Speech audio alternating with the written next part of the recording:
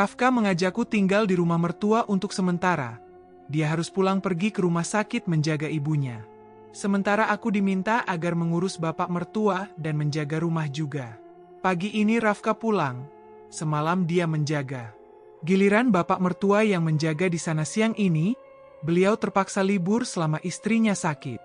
Begitu juga Rafka, selama ibunya di rumah sakit, ia tak masuk kerja. Sudah 3 hari Bu Bambang tak sadarkan diri, kata dokter beliau koma. Jatuh dengan kepala terantuk di lantai, menyebabkan pecah pembuluh darah. Wajah suamiku yang biasa semringah, sering tertawa dan bercanda, sekarang berubah sayu. Tak ada lagi canda tawanya, tiap hari hanya termenung. Bergelut dengan rasa khawatir dan kegelisahan. Aku mau belanja sayuran dulu ke warung. Izinku. Suamiku itu selesai membersihkan diri. Tiba-tiba dia memeluk, lama, tanpa suara. Hanya irama detak jantungnya saja yang dapat kudengar. Sebagai laki-laki, mungkin banyak yang ia ingin ceritakan, tapi memendam semua itu sendiri. Yang sabar. Doakan yang terbaik untuk Mama. Suaraku memecah keheningan. Rafka melepas pelukan, mengusap pipiku dengan kedua tangannya. Lalu duduk di atas tempat tidur. Kalau mau cerita, cerita aja sama aku, pasti aku dengerin kok. Ulasku. Menyesal, yang selama ini nggak pernah menurut. Mama selalu minta tinggal di sini, tapi lebih suka tinggal jauh dari Mama. Sekarang, tinggal di rumah. Ini tanpa Mama, rasanya malah semakin sakit. Pedih. Merasa jadi anak durhaka. Sudah. Itu kan sudah berlalu. Kenapa harus disesali? Waktu nggak akan bisa diputar kembali. Malah yang namanya rasa sakit. Semakin diingat akan makin parah rasa sakitnya. Sekarang kita lakukan dan berikan yang terbaik untuk Mama. Aku memeluk Rafka. Sebagai pengobat rasa gundahnya. Bukan hanya sekadar menjadi istri. Ingin menjadi teman dan sahabat terbaiknya. Baru sekarang terasa banget sakitnya melihat Mama nggak berdaya. Penyesalan ternyata datangnya di akhir. Kalau tahu akan begini, nggak akan jauhi Mama dari dulu. Rafka mengeluhkan penyesalannya lagi. Sudah, istirahat. Pasti ngantuk jaga Mama semalaman. Aku mau belanja dulu. Tanpa bicara lagi, ia merentangkan diri di tempat tidur. Matanya terpejam. Aku tahu dia tak tidur, mungkin tengah bergelut dengan rasa takut. Takut kehilangan. Siapa yang tak sayang pada seorang ibu? Setiap anak pasti punya kasih sayang untuk orang tua. Sedih jika berpikir akan kehilangan. Terutama orang tua yang selama ini mencurahkan kasih dan sayang. Kata ibu juga tertulis 3 kali sebelum berbakti pada ayah. Itu sebabnya anak wajib menyayangi ibu. Mungkin itu juga yang membuat suamiku itu menyesal. Tak mengindahkan rengekan dan permintaan seorang ibu yang selalu menanti dan berharap. Aku segera menuruni tangga kamar atas tempatku dan Rafka tidur untuk membeli sayuran. Selama mertua tak ada, aku yang mengambil alih mengurus segala keperluan rumah termasuk memasak. Baru kali ini aku keluar rumah. Selama 2 hari ini aku memasak menghabiskan stok yang ada di rumah mertua. Hari ini terpaksa keluar untuk belanja, memberanikan diri bertanya pada tetangga di mana tukang sayur berada. Sebelah sana, lurus saja, nanti ada gang, nah masuk ke situ. Nggak asing kok, jawab ibu yang aku tanya. Adik ini siapa? Saya baru lihat, tanyanya kemudian. Saya menantu Bu Sari, sahutku. Bu Sari? Ibu itu tampak mengerutkan dahi. Seolah tak mengenal nama mertua yang kusebut. Bu Bambang. Jawabku lagi, baru ingat kalau mertuaku itu terkenal dengan nama suaminya. Karena dulu mertuaku tak tinggal di kampung ini. Oh, sahutnya. Wajahnya berubah sinis. Lalu menggendong anaknya, membawa masuk tanpa bicara lagi padaku. Pemandangan yang mengherankan, aku pun berlalu mencari tukang sayur. Agak tak enak hati, tadi belum sempat berterima kasih. Cuma ada beberapa tukang sayur yang melapak tetap di dalam sebuah gang, ada juga di tempat lain yang letaknya agak jauh. Di kawasan tempat tinggal mertuaku, tak ada tukang sayur keliling, terpaksa bergerak sendiri ke tukang sayur yang ada. Beli apa, Neng? Tanya tukang sayur yang tengah sibuk melayani pembeli. Beli sayur, Bu? Sahutku sambil memilah sayur apa yang akan aku beli untuk menu 2 hari ke depan. Ibu-ibu yang tengah berbelanja terdengar ramai mengoceh. Aku dapat menangkap omongan mereka membicarakan seseorang. Entah siapa. Dari pembicaraan mereka, aku menebak tengah menggunjing salah satu tetangga mereka yang hamil di luar nikah. Bicara mereka sangat sinis. Ada juga yang meludah seakan jijik. Aku bukan orang yang suka berkumpul, jadi merasa sangat riskan mendengar ocehan mereka yang kurang enak didengar. Pura-pura tulis saja, ingin segera selesai belanja agar cepat pulang. Orang mana, Dek? Kok belum pernah kelihatan sebelumnya? Tanya salah satu dari mereka. Mengagetkanku yang tengah anteng memilih sayur sambil melamun. Anu, ini, saya menantunya Bu Bambang. Jawabku spontan tanpa berpikir. Bu Bambang? Tanya yang lain terdengar terkejut. Bu Bambang yang muja itu. Muja?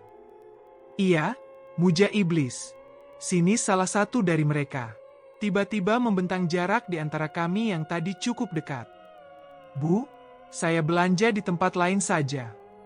Seorang ibu yang tadi memilih sayuran, meletakkan sayur itu kembali dan melenggang pergi. Bu, ini saya hitung dulu cepetan. Nggak mau kalau uang kembalikan nanti tercampur sama uang setan. Ucap yang lain sambil menyerahkan hasil sayuran yang sudah dipilih. Dadaku rasanya sesak mendengar perkataan mereka. Apa kata-kata itu tertuju untukku? Uang setan? Uang yang aku belanjakan murni dari hasil kerja Rafka, bukan pemberian mertua. Ini, Bu, aku juga. Cepat, ya? Ucap yang lain, berusaha tak menggubris perkataan mereka. Aku memilih sayuran dengan cepat dan menyerahkan pada pemilik warung untuk dihitung. Ingin segera pulang, tak betah menghadapi ibu-ibu yang berbisik-bisik dengan wajah sinis. Ih, serem. Bisa-bisa, kita yang jadi tumbal berikutnya. Satu ibu-ibu tampak bergidik mendengar ocehan temannya sambil melangkah menjauh tak jadi belanja. Belanjaanku yang sudah terkumpul tak juga dihitung. Mendahulukan yang lain karena mereka tergesa ingin cepat selesai. Mereka berlalu dari warung ini, masih dengan bisik-bisik, sesekali menoleh ke arahku dengan tatapan tak suka. Berapa semua, Bu? Tanyaku. Kamu beneran menantu Bu Bambang? Pemilik warung malah bertanya. Iya, Bu. Sejak terdengar gosip dia memuja iblis, semua warga memutuskan menjauh, makanya waktu dia nyebar undangan untuk acara resepsi, banyak yang menolak. Nggak mau termakan duit setan. Ini uang saya sendiri, Bu, bukan duit setan. Lagi pula setan nggak punya mesin cetak uang. Bukan begitu, maksudnya uang yang mertua kamu hasilkan itu dari memuja iblis. Uangnya nggak halal, jadi mereka berjaga-jaga. Terlepas dari semua itu, saya nggak tahu menahu, Bu. Saya diajak suami tinggal di sana, karena mertua saya sakit. Tegasku. Apa hubungannya aku dengan mertua yang memuja iblis? Kenapa aku disangkut pautkan? Ya, kamu juga harus hati-hati. Bisa-bisa kamu jadi korban berikutnya. Yang namanya muja, harus ada korban yang ditumbalkan. Biasanya dari orang yang paling dekat dulu, baru nanti cari mangsa ke tetangga terdekat. Pikiran warga ternyata sudah sangat jauh berkeliaran tentang masalah ini. Memang aku pernah mendengar orang muja dengan cara seperti itu, tapi ibunya Rafka tak mengambil cara itu. Ia menumbalkan anak sendiri, itu pun tak sampai mengorbankan nyawa, hanya menikahkannya saja. Membuat suamiku tak menyukai perempuan. Itu saja. Semua 50.500. Ucap pemilik warung sambil menyerahkan plastik berisi belanjaan yang sudah aku pilih. Ini, Bu. Aku menyerahkan uang lembar 100.000. Pemilik warung tampak ragu-ragu untuk menerima. Ini uang saya, Bu. Saya jamin bukan uang haram ataupun uang setan. Tegasku sambil berusaha mendekatkan uang lembar itu padanya. Lagian, Bu, yang saya dengar, uang tumbal itu biasanya berupa hadiah atau pemberian khusus, gratis. Bukan transaksi, saya kan belanja, bukan ngasih cuma-cuma. Memang wajar jika mereka takut, karena bicara mistis tak akan ada habisnya. Sekitar kampungku saja dulu banyak yang kaya mendadak, membuat warga takut dan curiga. Sampai ada warga yang tak mau menerima sedekah dari mereka yang kaya mendadak. Apalagi ini jelas bukan kecurigaan, tapi disaksikan sendiri oleh warga tentang pengakuan mertua yang memuja iblis waktu di rumah kontrakan. Sanksi masyarakat ternyata begitu besar dan juga berpengaruh. Setidaknya menjadi pelajaran untuk kedepannya. Bagi yang ingin memutuskan berbuat syirik, semoga dapat berpikir panjang dampak dan akibat dari perbuatan seperti itu. Tak hanya di akhirat, tapi di dunia pun sudah sangat gonjang-ganjing. Pantas saja mertuaku itu tak sadarkan diri, pasti efek ucapan masyarakat membuat jiwanya terguncang. Akhirnya, pemilik warung itu mau menerima uang yang aku serahkan. Beberapa kali aku meyakinkan kalau uang itu halal. Selesai belanja, aku segera pulang, tambah lagi ada ibu-ibu lain datang untuk belanja. Gusar mereka juga ikut menghakimi dengan tatapan benci. Sepanjang perjalanan, pikiranku melayang-layang, perlakuan warga pada orang yang bersalah sangat mengintimidasi, seakan tak ada ampun bagi para pembuat dosa. Mungkin sikap warga ada baiknya juga, menyebabkan orang takut untuk melakukan perkara yang memicu pergunjingan. Namun, hakikat manusia tak pernah berpikir ke arah sana.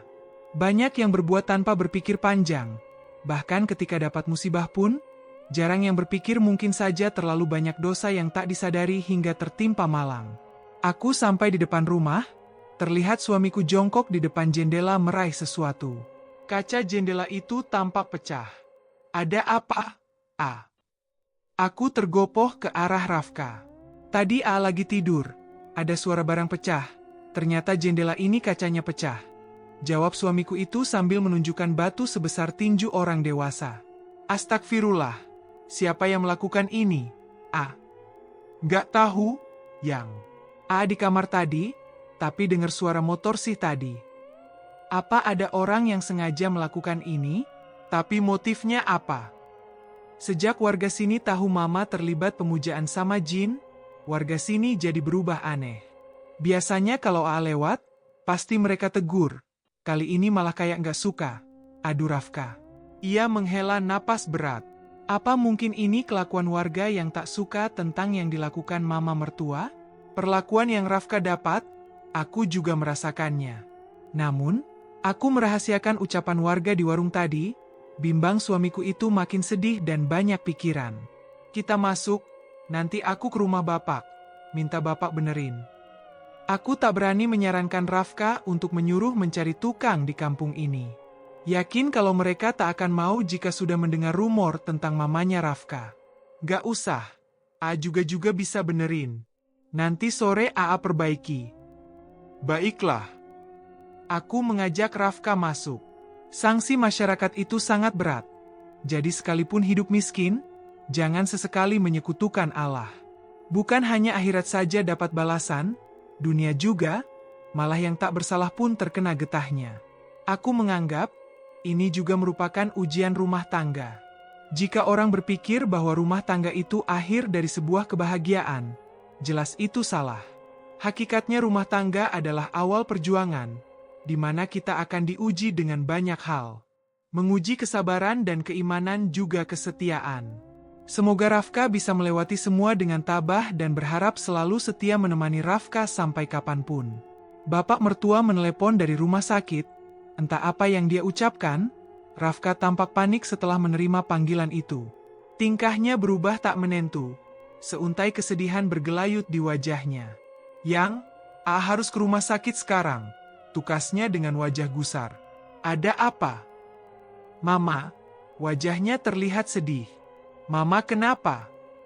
Aku sangat penasaran. Rafka mengatakan kalau mertuaku itu kritis. Bapak mertua meminta kami datang.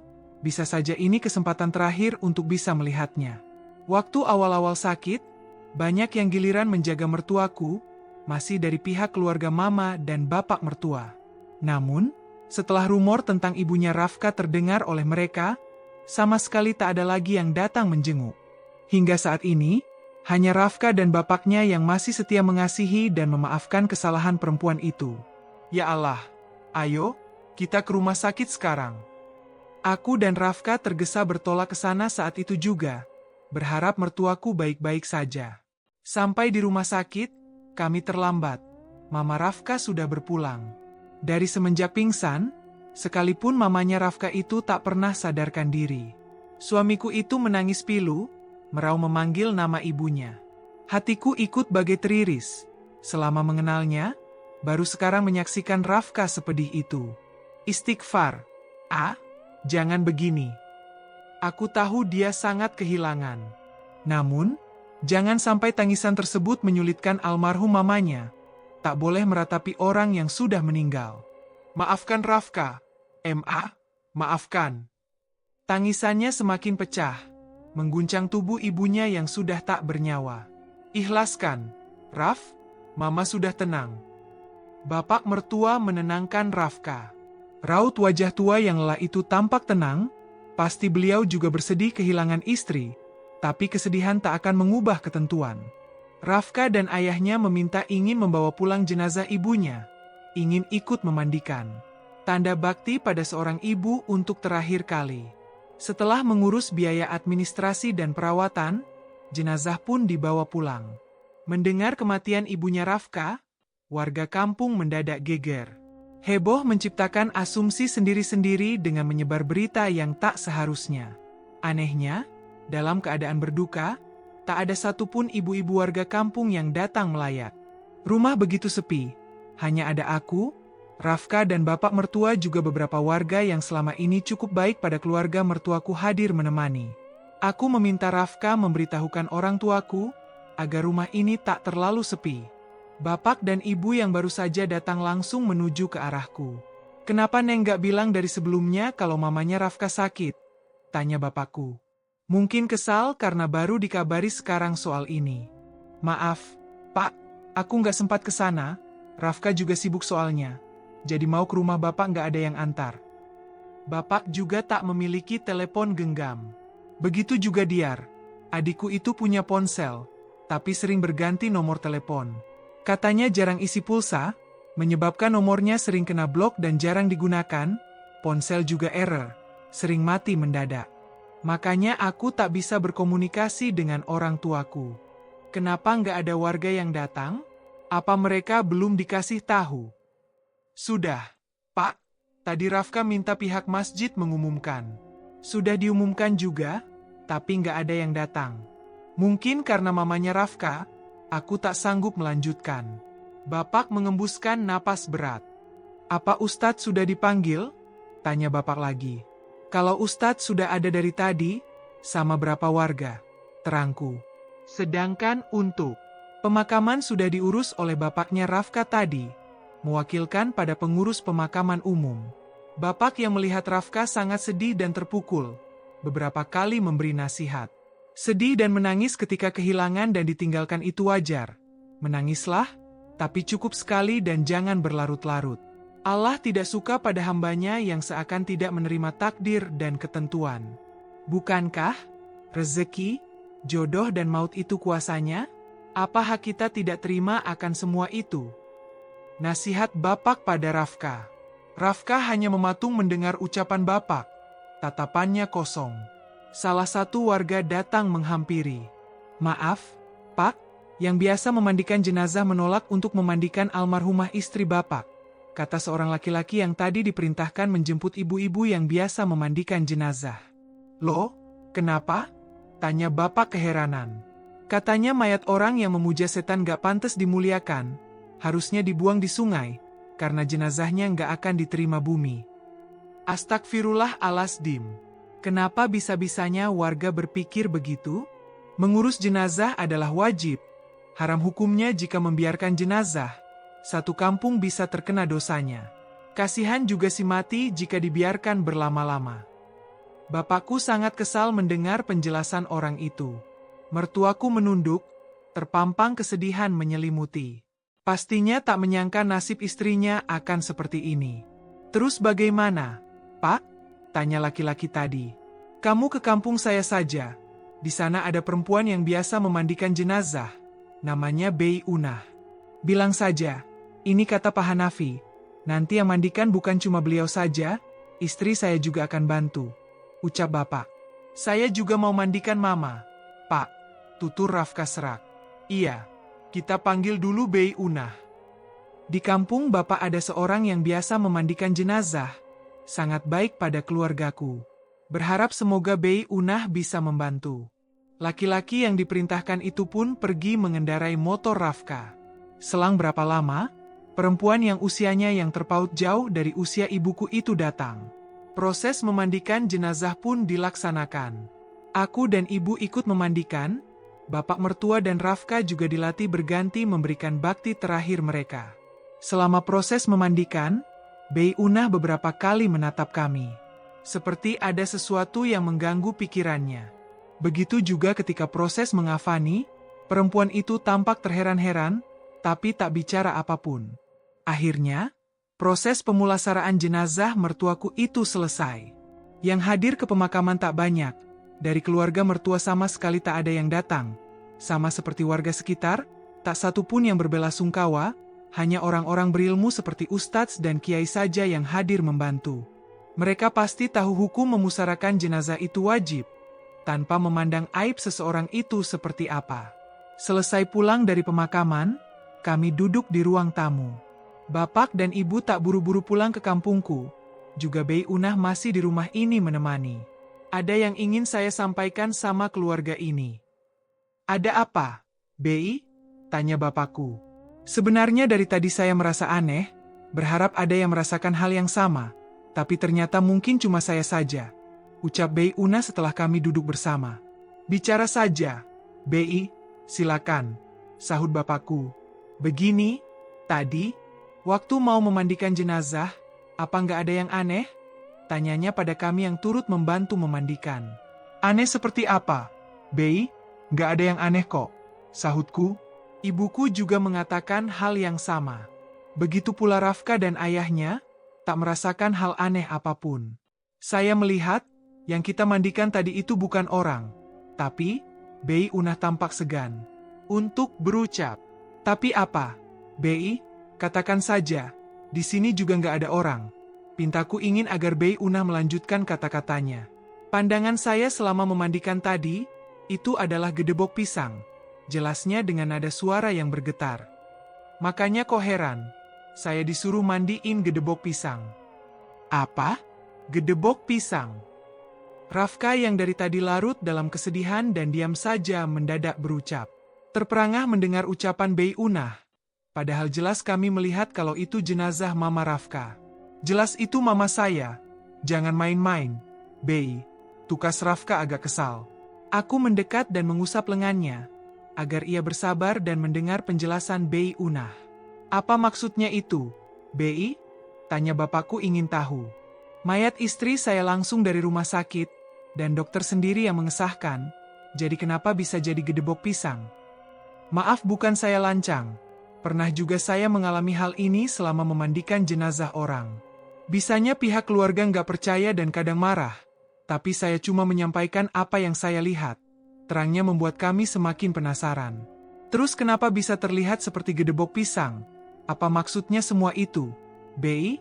Tanyaku menimpali. Kata orang dulu, manusia yang mati ditumbalkan akan hidup kembali tapi bukan di dunia. Menjalani kehidupan mengabdi pada jin yang sudah memberikan manfaat pada si pemuja. Ada juga yang dimakan, malah katanya dipekerjakan sampai mati. Ada juga yang kepala atau tubuh dan tulang belulangnya dijadikan bangunan oleh sang raja jin. Tutur Bei Unah lagi.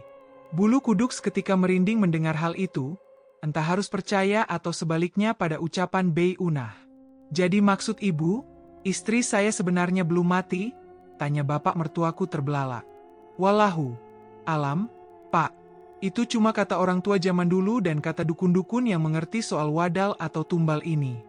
Ada juga yang sengaja membongkar kembali makam si mati, ingin memastikan, ternyata benar, yang dikubur itu gedebok pisang. Aku dan bapak saling tatap. Rafka juga lama menatapku. Entah benar atau tidak, tak ada yang tahu. Karena salah satu dari kami pun tak ada yang merasakan kejanggalan apapun. Kalau si pemuja itu sendiri yang mati, bagaimana, Bei? Tanyaku ingin tahu.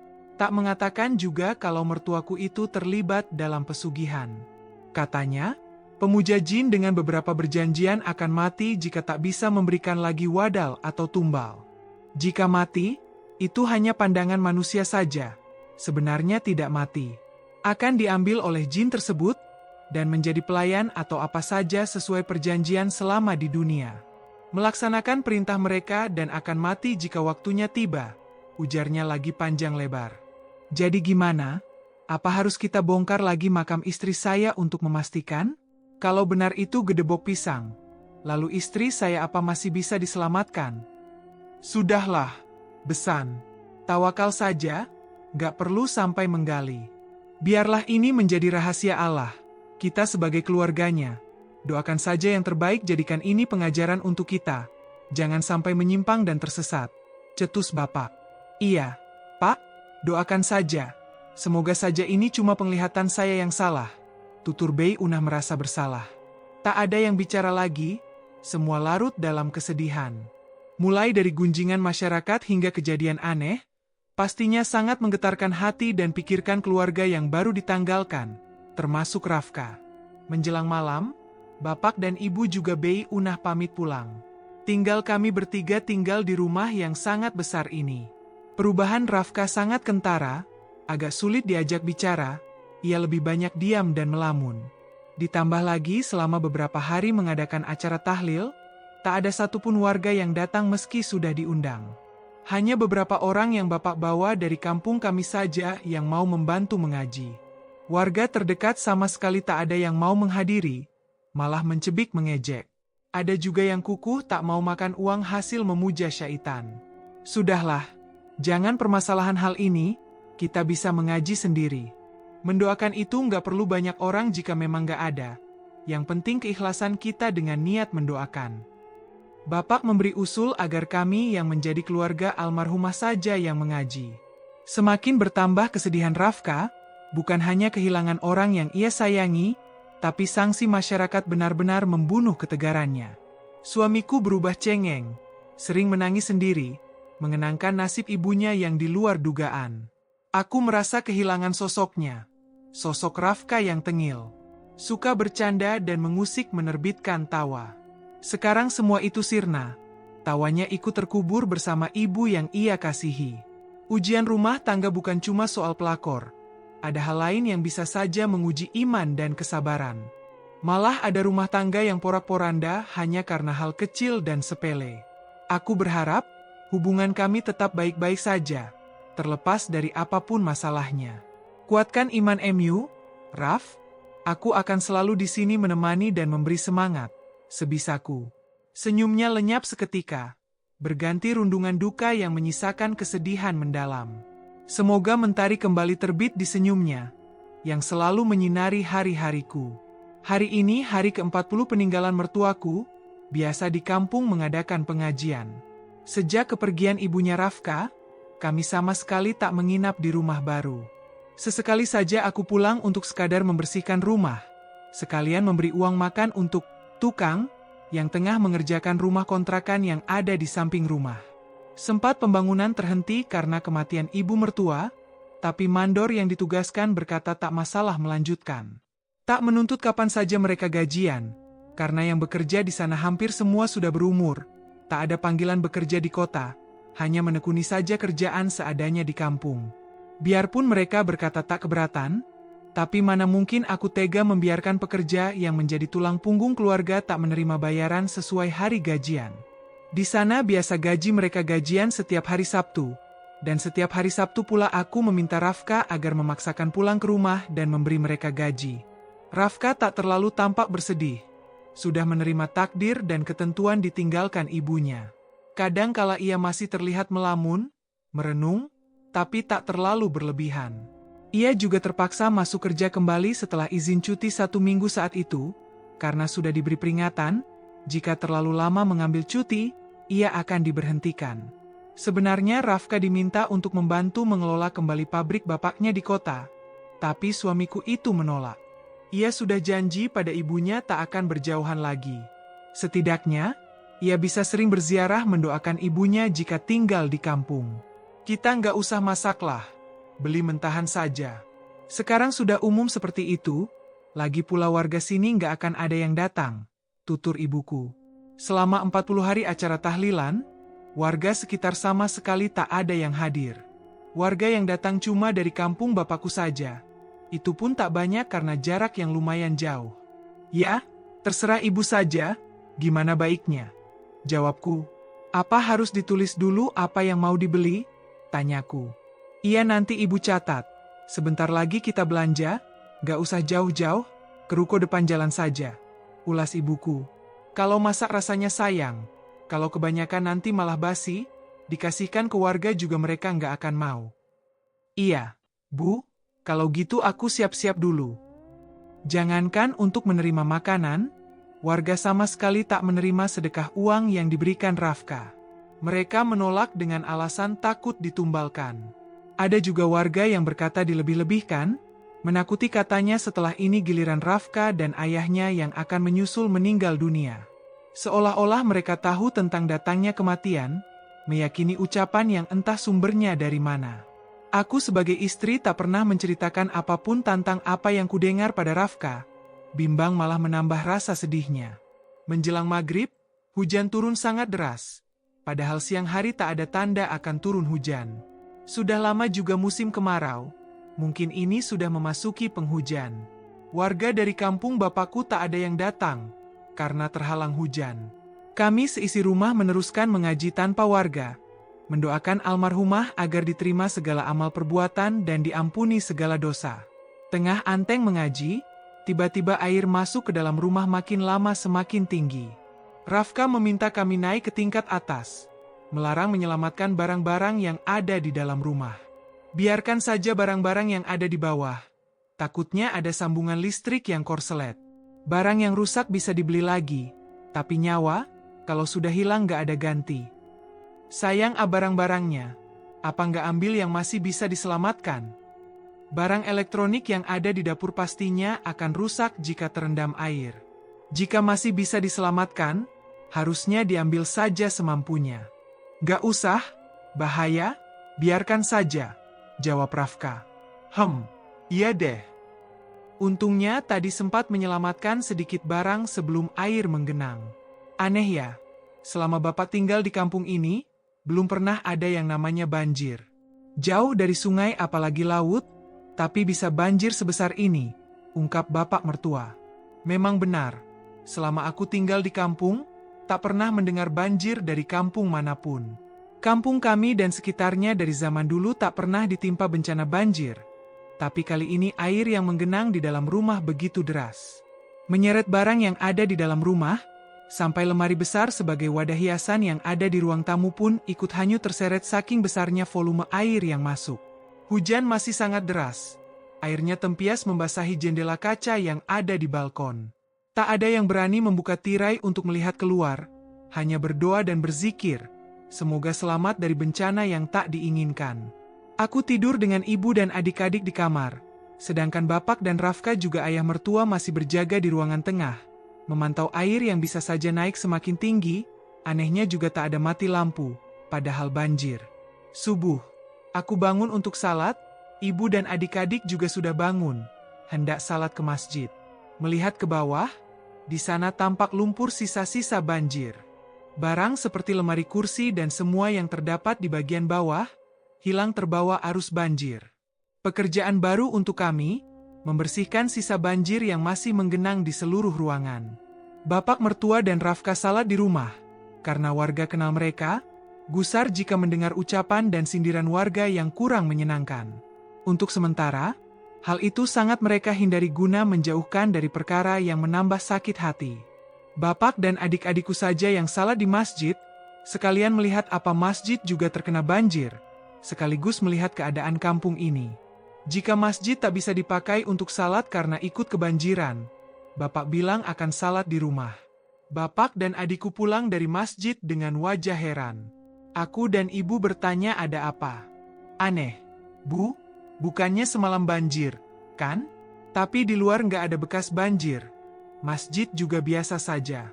Bapak tanya sama warga yang salat, mereka bilang cuma hujan saja, tapi nggak sampai banjir. Ujar Bapak keheranan. Hah? Nggak banjir? Tanyaku heran. Jelas-jelas dua bola mataku melihat dengan jelas air yang sangat besar masuk ke dalam rumah. Mana mungkin salah lihat. Rafka dan bapak mertua juga tampak heran dengan yang diucapkan bapakku. Untuk lebih jelas, aku gegas keluar, melihat keadaan sekitar. Jam 5.40 hari sudah mulai memperlihatkan cahaya putih. Belum terlalu terang tapi aku bisa melihat keadaan sekitar. Rumput dan bunga-bunga yang ada di depan jalan milik tetangga masih berdiri tegak dan rapi. Pot-pot di depan rumah warga masih pada tempatnya. Sedangkan di rumah Rafka lemari dan barang dalam rumah semua terbawa arus. Aku memberanikan diri mendekat pada tetangga sebelah, ingin bertanya tentang kejadian semalam. Seorang perempuan yang mungkin sudah mengenaliku tampak memasang wajah sinis ketika aku mendekat. Banjir? Banjir apa? Cuma hujan kok. Di sini mana pernah banjir? Sahutnya ketika aku bertanya. Oh, iya, Bu, terima kasih. Biarpun sinis, aku masih bersyukur ibu itu mau menjawab memastikan apa yang kami alami semalam. Benar, di luar nggak ada bekas banjir. Kata tetangga juga nggak ada banjir. Rafka pun terlihat heran. Kok aneh ya? Terus semalam itu apa? Aku juga nggak tahu. Aku dan ibu hanya saling tatap.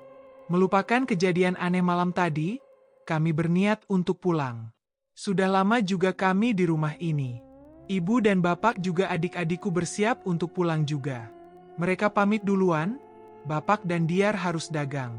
Sedangkan ibu harus ke kebun, merasa senang tanaman yang kekeringan semalam tersiram air. Pak, aku pulang dulu, kalau ada apa-apa telepon saja. Ucap Rafka setelah kami bersiap untuk berangkat. Rumah juga sudah dipel dan dibersihkan. Karena tak ada barang, cukup cepat untuk membersihkan tiap ruangan. Tunggu sebentar, Bapak ingin bicara. Halang bapak mertua. Kami pun setuju dan menunda. Mendengarkan dulu apa yang akan disampaikan bapak mertua. Bapak berniat jual rumah ini, makin kesini makin gak betah. Ada saja kejadian aneh. Kalau kamu gak keberatan pindah ke kota ikut bapak, bawa istri kamu juga. Enggak, Pak. Aku kan sudah punya rumah sendiri di kampung sana. Aku sama Ica tinggal di sana saja. Kalau Bapak mau jual rumah ini, jual saja. Kapan-kapan Bapak bisa mampir ke rumah aku. Kalau aku nggak sibuk, nanti kami datang ke kota jenguk Bapak. Ungkap Rafka. Ia menolak lagi ajakan ayahnya. Ya sudah, terserah kalau itu keputusan kamu. Bapak mau beres-beres. Nanti sore mampir dulu ke rumah kalian sebelum berangkat ke kota. Sahut bapak mertua. Rumah yang sebulan lebih kami tempati terasa dingin. Untuk menghangatkan kembali, aku membuka semua jendela. Membiarkan udara siang masuk memberi kehangatan.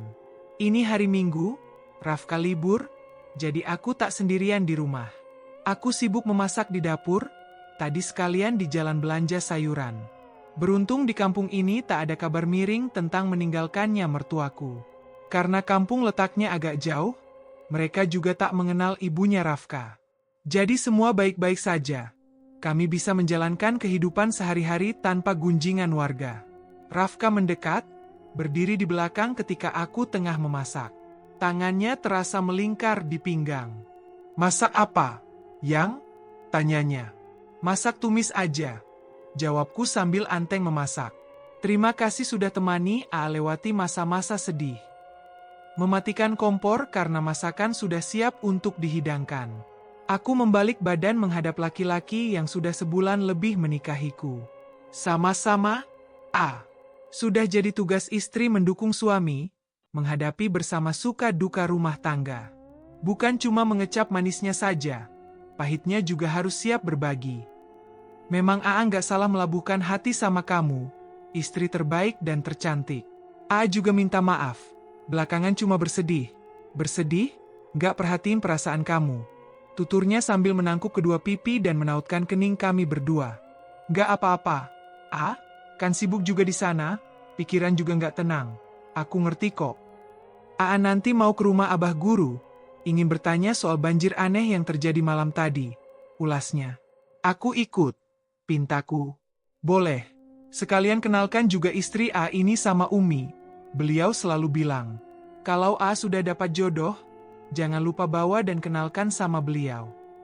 Aku tersenyum menatapnya, rasa kasih untuknya semakin tumbuh.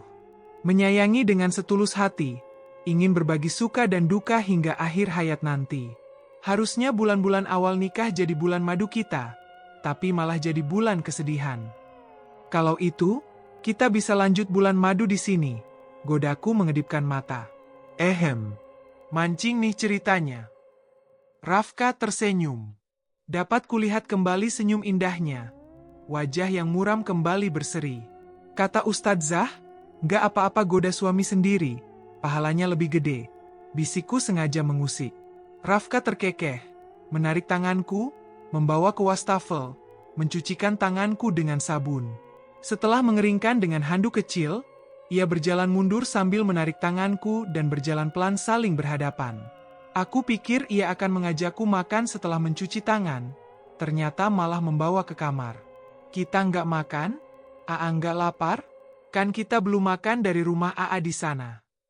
Rafka tak menyahut, masih menarik pelan tanganku menuju kamar, mengunci pintu dan menutup jendela serta tirainya.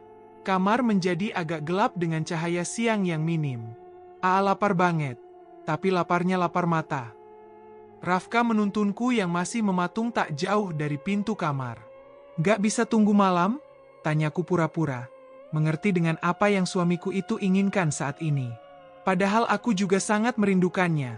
Sudah lama ia tak menjenguk kebun yang mulai gersang terkena kemarau cinta.